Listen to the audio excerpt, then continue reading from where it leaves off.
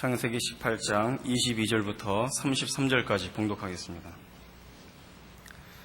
그 사람들이 거기서 떠나 소돔으로 향하여 가고 아브라함은 여호와 앞에 그대로 섰더니 가까이 나와 가로되 주께서 의인을 악인과 함께 멸하시려나이까. 그 성중에 의인 50이 있을지라도 주께서 그곳을 멸하시고 그 50 의인을 위하여 용서치 아니하시리이까. 주께서 이같이 하사 의인을 악인과 함께 죽이심은 불가하오며 의인과 악인을 균등히 하심도 불가하니이다. 세상을 심판하시는 이가 공의를 행하실 것이 아니니이까. 여호와께서 가라사대 내가 만일 소돔 성중에서 의인 50을 찾으면 그들을 위하여 온 지경을 용서하리라. 아브라함이 말씀하여 가로되 티끌과 같은 나라도 감히 주께 구하나이다. 의인 50 의인 중에 5인이 부족할 것이면 그 5인 부족함을 인하여 온 성을 멸하시리이까. 가라사대 내가 거기서 45인을 찾으면 멸하지 아니하리라. 아브라함이 또 고하여 가로되 거기서 40인을 찾으시면 어찌하시려나이까. 가라사대 40인을 인하여 멸하지 아니하리라. 아브라함이 가로되 내 주여 노하지 마옵시고 말씀하게 하옵소서. 거기서 30인을 찾으시면 어찌하시려나이까. 가라사대 내가 거기서 30인을 찾으면 멸하지 아니하리라. 아브라함이 또 가로되 내가 감히 내 주께 구하나이다. 거기서 20인을 찾으시면 어찌하시려나이까. 가라사대 내가 20인을 인하여 멸하지 아니하리라. 아브라함이 또 가로되 주는 노하지 마옵소서. 내가 이번만 더 말씀하리이다. 거기서 10인을 찾으시면 어찌하시려나이까. 가라사대 내가 10인을 인하여도 멸하지 아니하리라. 여호와께서 아브라함과 말씀을 마치시고 즉시 가시니 아브라함도 자기 곳으로 돌아갔더라. 우리는 이 창세기를 살펴보면서 어떻게 세상이 생겨나고 사람들이 만들어졌는가 하는 사실을 성경의 설명으로 이해해 오고 있는 중입니다.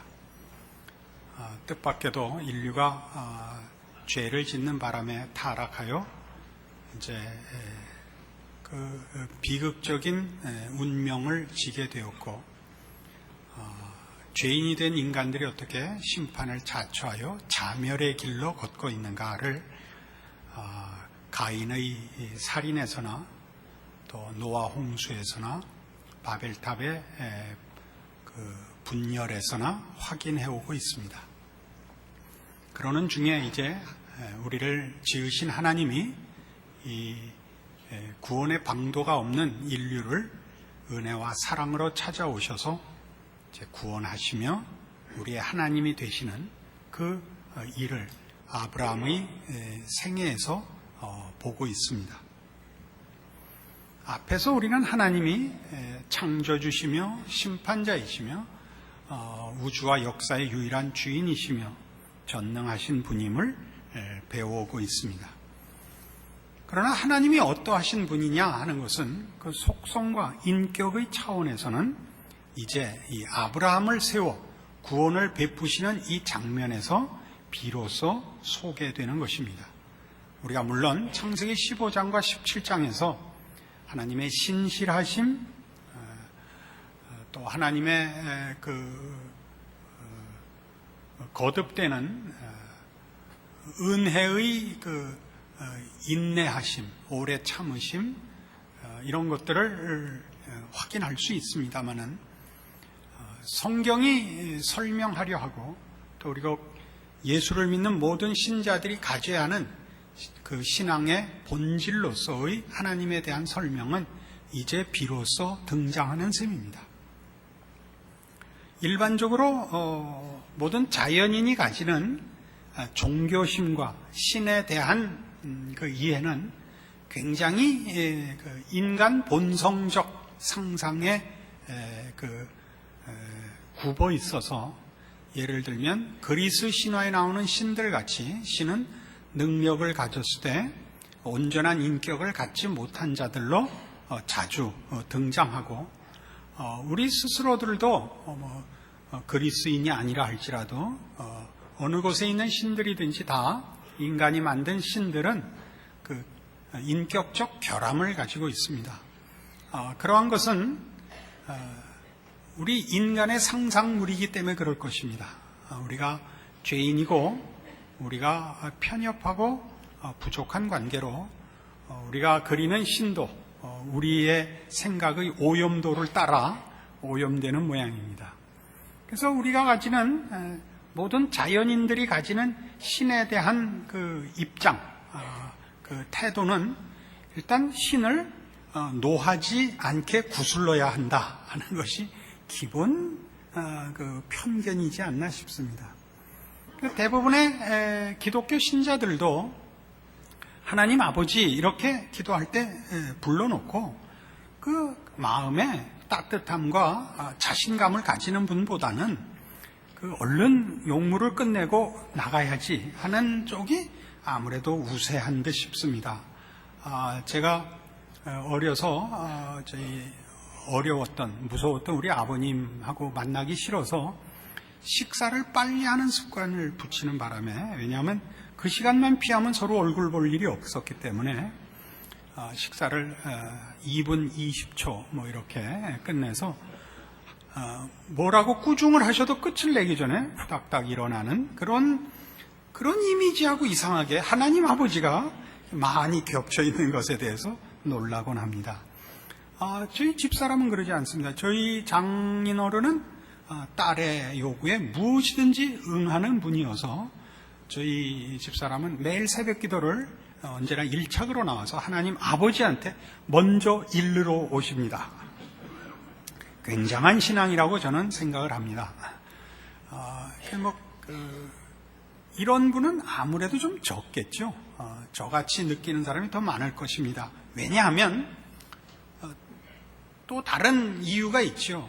우리는 어차피 종교란 일반적인 윤리와 도덕보다 더 높은 것을 요구하는 것일 거라고 생각을 합니다. 물론 그렇습니다. 아니라는 개념이 아니라 그런 높은 윤리와 도덕을 상회하는 종교성을 요구한다는 것 때문에 우리는 늘 그 부족하다는 걸 느끼고 그 부족함이 벌이라는 것과 이렇게 뗄 수 없게 우리의 그 생각을 가장 크게 영향을 주지 않나 싶습니다.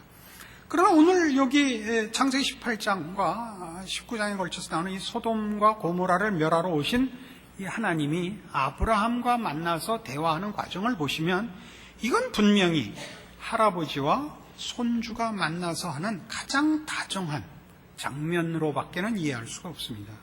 여기에는 어떤 두려움이나 세상적인 어떤 일반적인 규칙이나 법을 적용할 수 없는 무슨 얘기든지 다 할 수 있고 용납되고 그리고 설득하고 타협하는 가장 아름다운 그 인격과 인격 사이의 애정과 신뢰의 이 장면을 보시게 됩니다. 그러면 이것이 말하자면 하나님에 관한 이해에 이게 표준이고 우리가 보통 생각하는 두려움의 하나님이 잘못된 것이냐, 이런 문제를 한번 따져볼 필요가 있습니다. 잘못됐다기보다 그런 면이 있죠. 하나님은 분명히 두려운 거룩하신 심판자이십니다. 그러나 그것이 하나님의 하나님 되심의 가장 중심에 있는 그 본질이냐 하는 것이죠. 그래서 이런 문제를 따져야 하는 것은 기독교 신앙이란 결국 관념에 관한 싸움이 아니고 이상의 싸움이 아니고 이 인격자 하나님에 대한 우리의 관계이거든요. 이 분에 대한 이해와 이 분에 대한 우리의 태도야말로 우리의 신앙을 좌우하는 가장 중요한 기준이 되기 때문에 이 문제를 성경도 자세히 중요하게 다루고 있고 우리도 그 성경의 인도함에 쫓아가야 될 테인데 뜻밖의 이 문제는 그렇지 않은 경우가 너무 많습니다. 우선 마태복음 22장으로 가보십시다. 신약성경 첫 책인 마태복음 22장 36절입니다.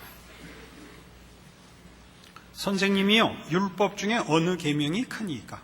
예수께서 가라사대 네 마음을 다하고 목숨을 다하고 뜻을 다하여 주 너의 하나님을 사랑하라 하셨으니 이것이 크고 첫째 되는 계명이요 둘째는 그와 같으니 네 이웃을 네 몸과 같이 사랑하라 하셨으니 이 두 계명이 온 율법과 선지자의 강령이니라. 그래서 율법과 선지자는 구약 성경을 말하고 좀 더 크게 성경을 말합니다. 성경 전체를 표현하는 한 방법인데 성경 전체의 가장 중요한 내용이 하나님을 사랑하고 이웃을 사랑하라 하는 것이랍니다. 우리가 쉽게 놓치는 어떤 규칙이고 책임이고 하는 것들이 아니고 이렇게 인격자에 대한 반응이요 그 관계성에 관한 것이라 이렇게 얘기를 하죠. 이것은 요한복음 13장에 가셔서 말하자면 하나님의 백성들의 신앙의 그 표준을 설명할 때도 이렇게 나옵니다.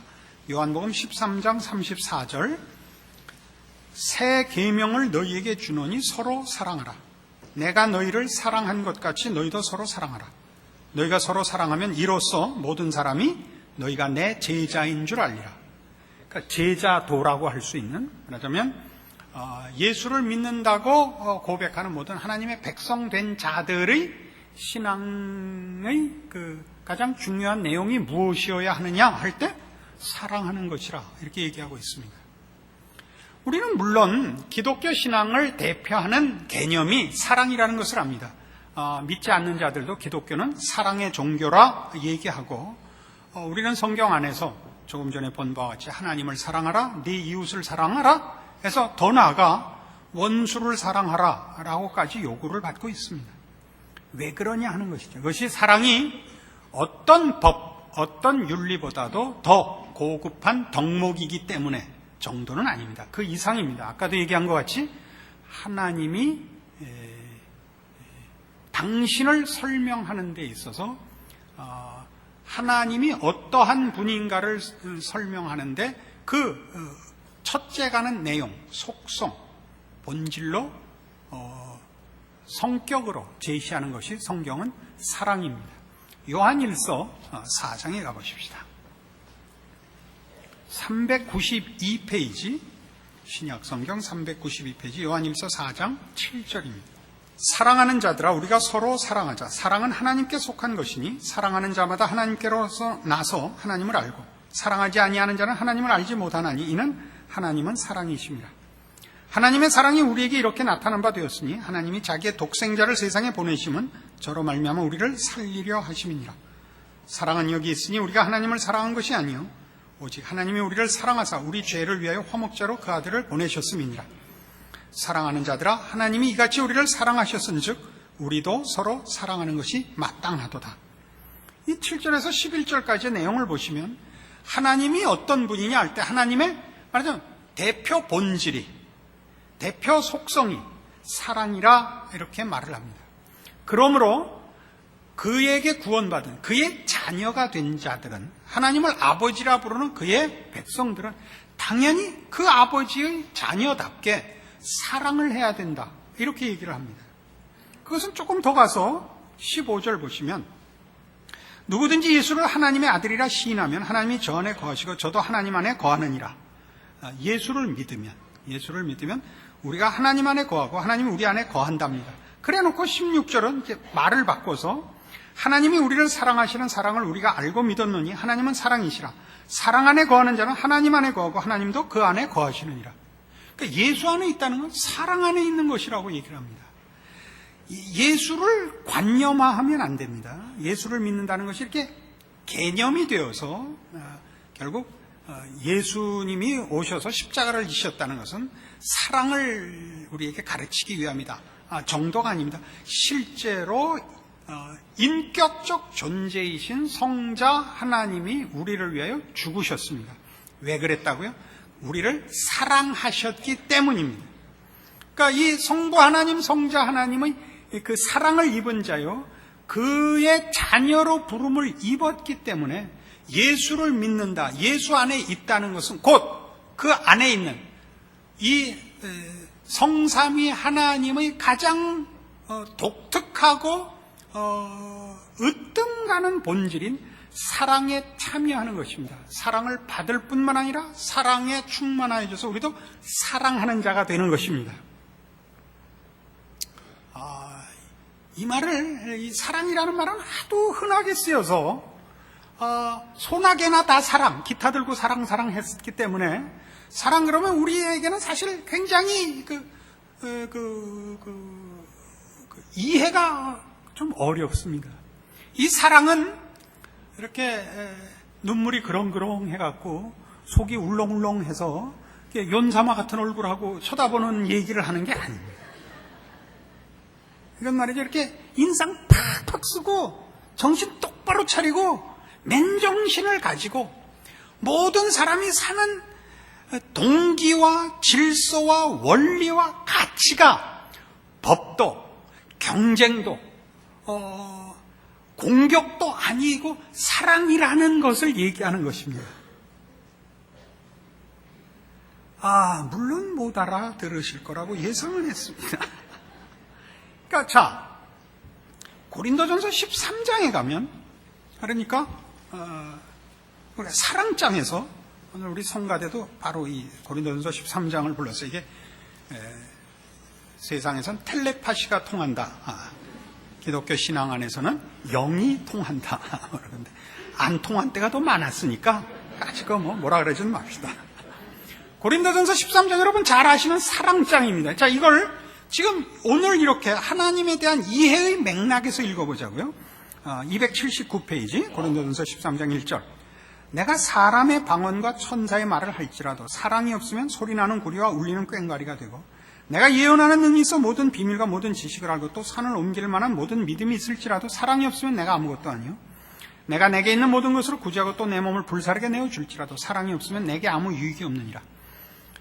이 사랑이 없으면 안 된다. 사랑의 중요성을 얘기하는 중인데 이것은 사랑이 얼마나 중요하냐 정도가 아닙니다. 자칫 잘못 읽으면 내가 어떤 일을 할지라도 아무리 훌륭한 일을 할지라도 사랑이 없으면 쓸모가 없다로 들리겠습니다만 보다 더 중요하게 이렇게 얘기하는 겁니다. 2절 끝부분 사랑이 없으면 내가 아무것도 아니요. 이제 이해를 돕기 위해서 우리말 번역이 틀린 건 아닙니다만 쓸모없습니다로 자꾸 보이기 때문에 이해를 돕기 위해서 영어 표현은 이렇게 되어 있습니다. Without love, I am nothing입니다. 사랑이 없으면 내가 없는 것입니다. 내가 없는 것.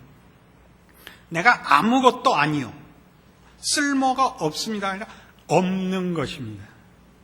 없다는 건 뭐냐면, 그러니까 사랑이란 기독교인에게는, 즉 하나님의 자녀들에게는 또 하나님께서도 사랑이 주체입니다. 사랑이 본체입니다. 그러니까 사랑에서 믿음이 나가고 사랑에서 능력이 나가야지 사랑이 아닌 데서 능력이 나가고 어떤 덕목이 나갈지라도 그거는 없는 것입니다. 왜냐하면 본체가 없는 것이기 때문입니다. 그래서 4절 보세요.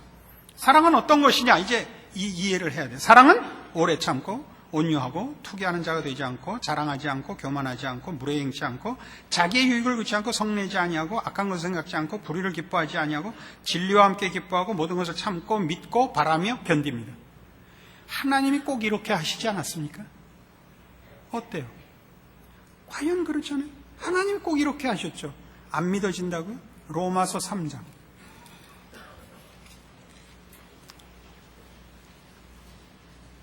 로마서 3장 21절 243페이지입니다. 구원을 이제 이 고린도전서 13장과 연결해 보자고요. 로마서 3장 21절 이제는 율법에 하나님의 한 의가 나타났으니 율법과 선지자들에게 증거를 받은 것이라. 곧 예수 그리스도를 믿음으로 말미암아 모든 믿는 자에게 미치는 하나님의 의인이 차별이 없느니라. 모든 사람이 죄를 범하였으면 하나님의 영광에 이르지 못하더니 그리스도 예수 안에 있는 구속으로 말미암아 하나님의 은혜로 값없이 의롭다 하심을 얻은 자 되었느니라. 이 예수를 하나님이 그의 피로 인하여 믿음으로 말미암는 화목 제물로 세우셨으니 이는 하나님께서 길이 참으시는 중에 전에 지은 죄를 간과하심으로 자기의 의로우심을 나타내려 하십니다. 곧 이때 자기의 의로우심을 나타내서 자기도 의로우시며 또한 예수 믿는 자를 의롭다 하려 하십니다. 구원에는 이런 여러 가지 내용이 포함되어 있습니다. 그게 뭐냐면 심판받아 마땅한 죄인들을 하나님이 심판하시기를 기뻐 아니하사 구원의 때까지 기다려 구원을 직접 베푸셔서 죄인들을 구원하여 의롭다 하시는 것으로야 자기의 의로우심을 증명했다는 사실입니다. 그러니까 하나님께서 당신의 의로우심을 잘못을 심판하여 드러내지 아니하시고 죄짓고 벌받을 자들을 구원하는 것으로 당신의 의로우심을 증명하시기를 기뻐하사 그 구원까지의 이 거룩하시고 의로우신 하나님이 그 죄지은 인생을 견디고 참아 함께 기뻐하며 영광된 자리에 오는 날을 기다리셨고 그렇게 만드셨고 그렇게 함으로써 당신의 의로우심을 나타내셨다고요. 왜요? 사랑했기 때문에. 사랑은 자기 유익을 구치 아니하며 불의를 기뻐하지 아니하며 사랑은 모든 것을 참고 견디고 바라고 믿기 때문에 하나님께서 이렇게 하셨습니다. 하나님은 이런 분이십니다. 그러니까 우리가 기독교 신앙에서 사랑하자라고 얘기하는 것은 신앙생활을 하자, 신자답자라는 얘기가 됩니다. 그것은 신앙에 있어서 무슨 고급한 경지거나 고급한 내용이기 이전에 본질인 것입니다. 사랑이라는 것은 왜냐하면 하나님이 그러하시고 하나님이 그렇게 우리를 만나셨고 우리는 그의 자녀로 부름을 받음으로 예수 안에서 바로 이 이유전인자를 물려받는 것입니다. 이 본질에 참여하는 것입니다. 그래서 심판도 이렇게 되어 있어요. 마태복음 25장 34절 이제 마지막 심판에 관한 예수님의 비유입니다. 염소와 양을 나누는 말하자면 복받을 자와 벌받을 자들에 대한 비유인데 34절 그때 임금이 그 오른편에 있는 자들에게 이르시되 내 아버지께 복받을 자들이여 나와 창세로부터 너희를 위하여 예비된 나라를 상속하라. 내가 죽일 때 너희가 먹을 것을 주었고 목마를 때 마시게 하였고 나그네 되었을 때 영접하였고 벗었을 때 옷을 입혔고 병들었을 때 돌아보았고 옥에 갇혔을 때 와서 보았느니라. 이에 의인들이 대답하여 가로되 주여 우리가 어느 때 주의 줄이신 것을 보고 공개하였으며 목마르신 것을 보고 마시게 하였나이까. 어느 때 나그네 되신 것을 보고 영접하였으며 벗으신 것을 보고 옷 입혔나이까. 어느 때 병드신 것이나 옥에 갇히신 것을 보고 가서 배웠나이까 하리니 임금이 대답하여 가라사대 내가 진실로 너희에게 이르노니 너희가 여기 내 형제 중에 지극히 작은 자 하나에게 한 것이 곧 내게 한 것이니라. 이게 뭘 얘기하죠?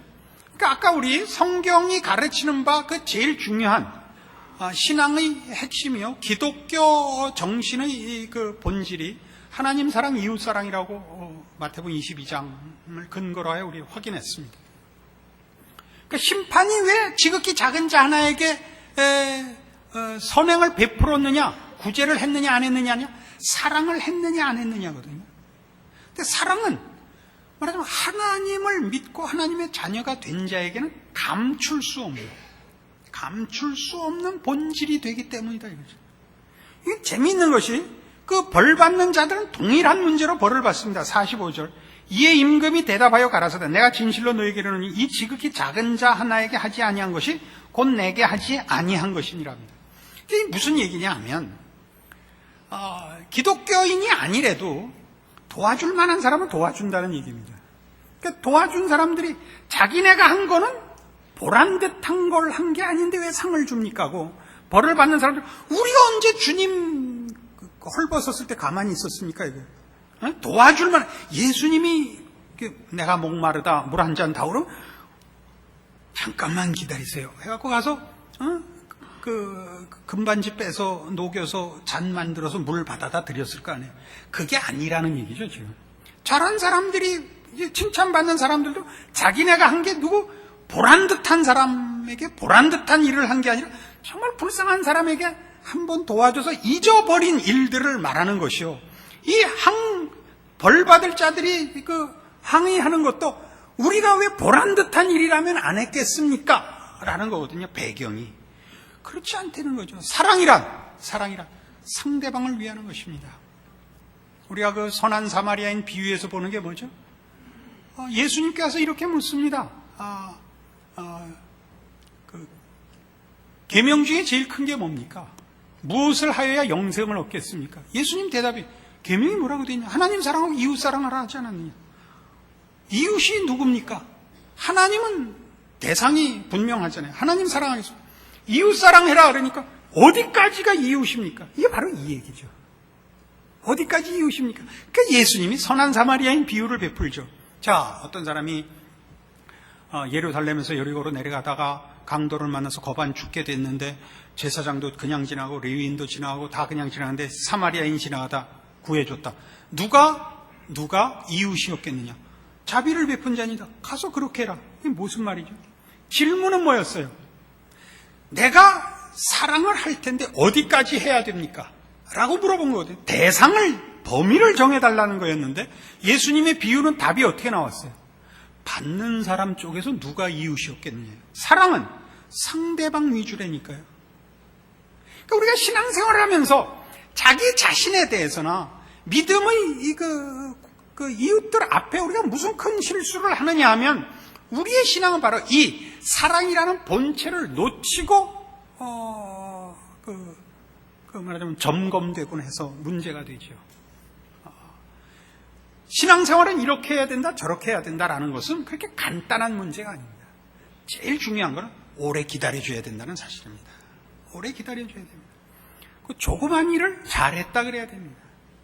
큰 거 할 생각하지 마시고 이거 가장 작은 일이라는 것은 국가가 동원되고 무슨 사회단체가 동원되고 하는 일 이렇게 명분이 있고 큰 일 말고 지나가다가 본 불쌍한 사람 외면하지 말아라 이겁니다. 언젠가 우리 그런 거 했었는데요. 그 신앙상의 구체적인 규범을 정해 주십시오. 누가 그따위 쓸데없는 질문을 해서 식기도는 5,000원 이상이 돼야 한다. 뭐 그런 규례를 정한 적이 있습니다. 길 가다가 육교에 누가 불쌍한 사람이 엎드렸다. 어떻게 하냐? 주머니에 손 넣어서 있는 동전 줘라. 그거예요. 그걸 신문에 칼럼을 써서 이 나라의 사회복지 정책이 이 정도에 이따위로 하지 말고 그거는 그 일 맡은 책임자들이 하고 여러분은 어떻게 한대요? 근데 주머니에 잔돈 있으면 주고 지갑까지 꺼내서 주시지 않아도 된다 이게. 알아들어요? 그걸 신앙에다 그대로 갖다 접목하라고요. 우리가 오늘날 어느 시대나 그랬습니다만은 기독교 신앙을 논하면서 왜 서로 친하지 않냐면 서로 비판적이기 때문입니다. 서로 위로하고 격려해야 되는 걸 놓치고 상대방을 따뜻하게 봐야 되는 걸 놓치고 있습니다. 무엇부터 하죠? 뭐 좀 잘하면 더 잘하기를 더 높은 것으로 비평해서 자존심 상하지 않는 싸움만 서로 하기 때문에 믿는 사람 만나는 게 제일 무서운 겁니다. 길 가다가 여러분 해외여행 하다가 공항에서 누구 만나는 게 좋아요? 한국 사람 만나는 거 무섭고 그 중에도 같은 교인 만나는 게 제일 무섭죠. 왜? 이제부터 죄를 잠깐 져야 되니까? 물론 그것도 있습니다만 어떻게 해야 되는지를 모르는 불편해요. 불편하다. 할아버지와 손주가 만나는데 불편한 거 있겠어요? 그 무서운 돈 꼴레온의 마론 브란도도 손주랑 놀다가 돌아가시잖아요. 대부도 못 봤단 말이에요. 이거 무슨 신자의 교양 필수가 이렇게 왜 이 하나님이 없어지고 그 하나님의 사랑을 받은 자의 넉넉함이 없냐 말이죠. 이게 무슨 이 운동을 해서 확인해야 될 것도 아니고 무슨 옆구리 찌를 일이 아니라 우리 스스로가 그 사랑을 놓치고 못 누리고 넉넉하지 않으니까 만나는 모든 사람과 사건 앞에서 승질을 부리죠. 승질을 부려요. 예전에 제가 홍정길 목사님 모시고 있을 때 이제 이렇게 댕댕거릴 때 그때만 해도 제가 옳다 그르다 위주였거든요. 진리 위주니까 어떻게 예수 믿는 사람이 살이 찔 수 있어? 이렇게. 홍정길 목사님 이렇게 답변하셨어요. 아니 예수 믿는 사람이 왜 이렇게 승질은 부려? 뭐 걱정이 있어? 쪄야지. 이제야 찌는 경지에 제가 온 모양입니다. 여러분 마음에 신앙의 살이 사랑의 그 용량이 풍성한 계절에 있어서 저 한가위 보름달만하게 쌈쌈한데요 결론이. 우리가 도대체 왜 이렇게 가난하게 사나? 왜 이렇게 겁먹고 사나? 다시 한번 성경이 그러지 않았는데 하나님이 오셔서 아브라함하고 하는 거 가만 보세요. 여러분 집에 사는 손주와 할아버지 딱 그 대화잖아요. 이렇게 넉넉한 할아버지 수염을 뽑아도 할아버지가 야 우리 손주 힘 세다 그러지 고소하지 않는단 말이에요. 이 하나님이 이렇게 우리를 찾아오신 것 기억하셔서 여러분 신자된 기쁨을 평생 누리시고 빼앗기지 않는 복된 인생 사시기를 바랍니다. 기도하십시다. 하나님 아버지의 은혜를 감사합니다. 하나님은 우리 아버지시요 우리를 사랑하사 그 아들을 아끼지 아니하셨고 하나님의 모든 충만하신 것으로 복 주시려 하시는 우리 아버지십니다. 우리 인생의 곤고한 것들은 다 하나님께서 우리를 채우시며 높이시며 깊이시는 자비롭고 은혜롭고 복되신 손길이지 하나님이 관심을 끊거나 힘이 없거나 우리를 미워하시는 적 없음을 확인합니다. 이 하나님을 아버지라 부르게 하셨으니 우리의 남은 인생에 신자된 믿음과 사랑 가지고 하나님을 찬송하며 기뻐하며 만족하며 자랑하며 우리의 인생에 만나는 삶의 모든 정황에서 나누는 자, 지는 자, 위하여 기도하는 자, 사랑을 실천하는 자, 복된 인생을 사는 자 되게 하여 주시옵소서. 지금은 우리 주 예수 그리스도의 은혜와 하나님 아버지의 극진하신 사랑과 성령님의 교통하심이 하나님을 아버지라 부르는 복된 인생과 운명을 가진 우리 신자된 현실을 확인하고 감사와 찬송과 승리와 충성을 약속하고 돌아가는 심령들 위해 영원토록 함께 있을지어다. 아멘.